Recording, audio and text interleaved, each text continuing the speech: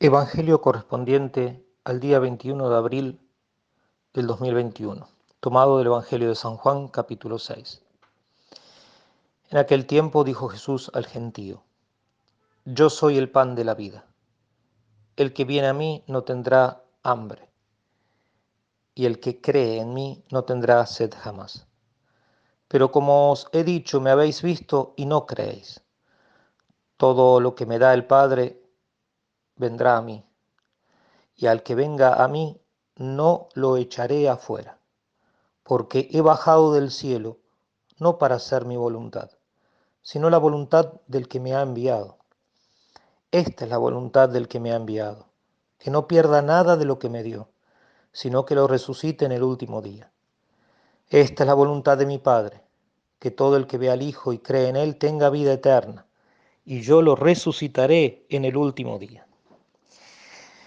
Queridos hermanos, en este hermoso tiempo de Pascua, la Santa Iglesia nos pone a consideración una vez más el capítulo 6 de San Juan, donde nuestro Señor Jesucristo nos enseña acerca de su misteriosa presencia física y su misteriosa presencia mística, real, sustancial en la Eucaristía, y cómo uno tiene que unirse a Él, cómo tiene uno que creer en Él si verdaderamente quiere estar saciado en esta vida, heredar la vida eterna, y no solamente a nivel del alma, sino también con el cuerpo, ya que Cristo concluye hoy diciendo: el que ve al Hijo y cree en Él, no solamente va a tener vida eterna, sino que yo lo voy a resucitar, su alma va a volver al cuerpo y ambos van a gozar de la gloria del cielo.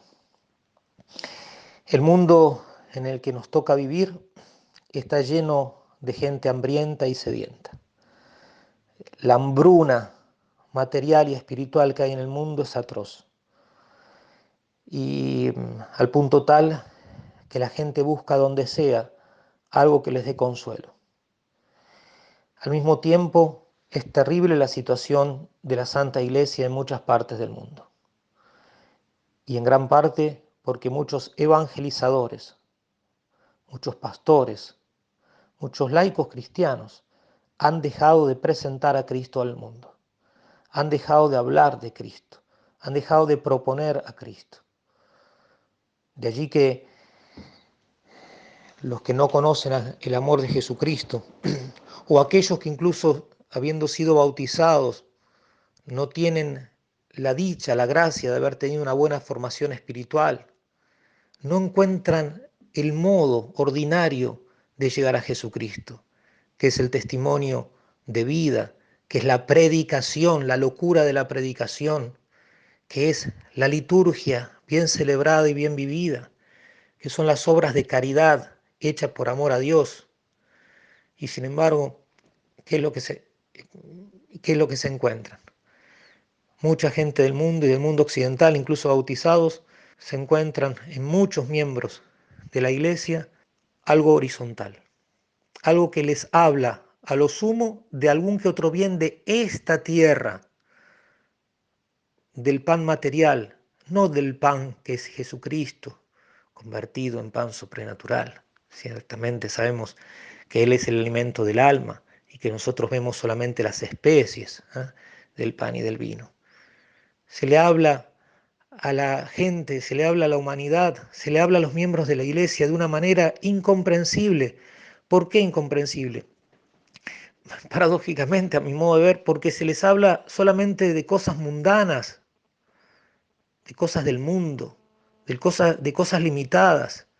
Y eso se puede ver en la catequesis, eso se puede ver en las homilías, eso se puede ver tantas veces incluso en los estudios universitarios, terciarios, de especialización. Eso se puede ver en los portales de noticias, incluso portales oficiales, donde se habla de cosas de esta tierra. Preparando estas palabras, me venía a la mente lo que meditamos en esta misma semana, cuando la gente buscaba a Jesucristo después de la multiplicación de los panes y lo querían hacer rey, habían comido gratis. se habían saciado con el pan de esta tierra gratis, porque la multiplicación de los panes no fue la Eucaristía, fue un milagro de un pan material por obra sobrenatural de Jesucristo, pero fue un pan material. Y ellos saciados dijeron, nombremos a Cristo Rey, y lo buscaron, lo querían tomar por la fuerza para hacerlo Rey, para que lo sacie de los bienes de esta tierra. Y Jesucristo se va, se escapa de entre ellos y se va a un monte a rezar, a alabar a su Padre, a hablar con el Espíritu Santo.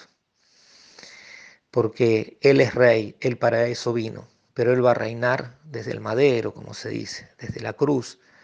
Él va a reinar trayéndonos bienes sobrenaturales, no bienes materiales. Paradójicamente también, a posteriori, Él después va a llenar el mundo de bienes materiales, pero lo primero es el bien espiritual. Y lo mismo en el Evangelio de estos días.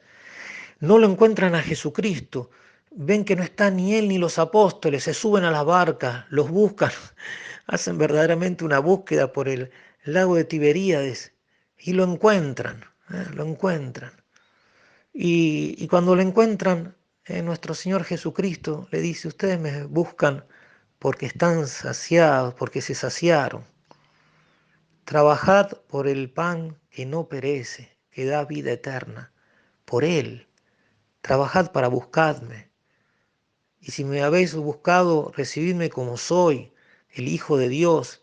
Si me veis, reconoced que soy el Hijo de Dios, el único Salvador del mundo. Porque muchos lo veían, pero no creían en Él. Y por eso el Evangelio de hoy, nuestro Señor Jesucristo dice, quien ve y cree, quien ve, quien lo ve a Jesucristo y cree en Él, tiene vida eterna. Y en el caso nuestro, nuestro Señor Jesucristo, después de su resurrección, va a decir, incluso bienaventurados los que sin ver creen. El punto esencial es creer en Jesucristo y buscar los bienes eternos. Eso es lo que verdaderamente nos tenemos que ocupar, nos tenemos que preocupar en esta vida. Y eso es lo que tenemos que proponer al mundo. Eso es lo que tenemos que hacer en la catequesis. Basta de cosas ridículas. Basta, basta de cosas ridículas.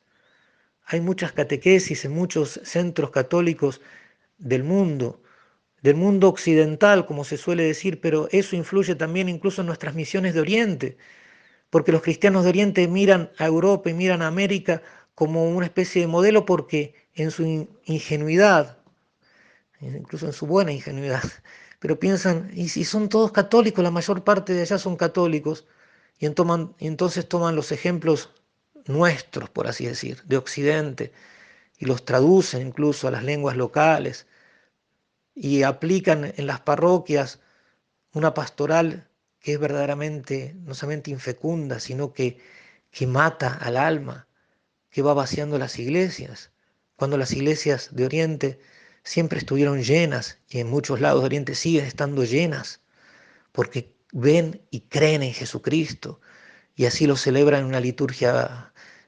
vívida, verdaderamente. Les cuento una anécdota, por ejemplo, el otro día para el Triduo Pascual aquí en la Franja de Gaza, haciendo un poco las estadísticas, eh, llegué a ver los números reales, que el 86% de la parroquia participó en el Triduo Pascual, además de centenares de griegos ortodoxos que se unieron a nuestra celebración. Todos los cristianos de Gaza somos 1077. Católicos de Gaza somos 100, contando los religiosos. 133, 133 personas. Y uno me puede decir, y así es fácil, 26%.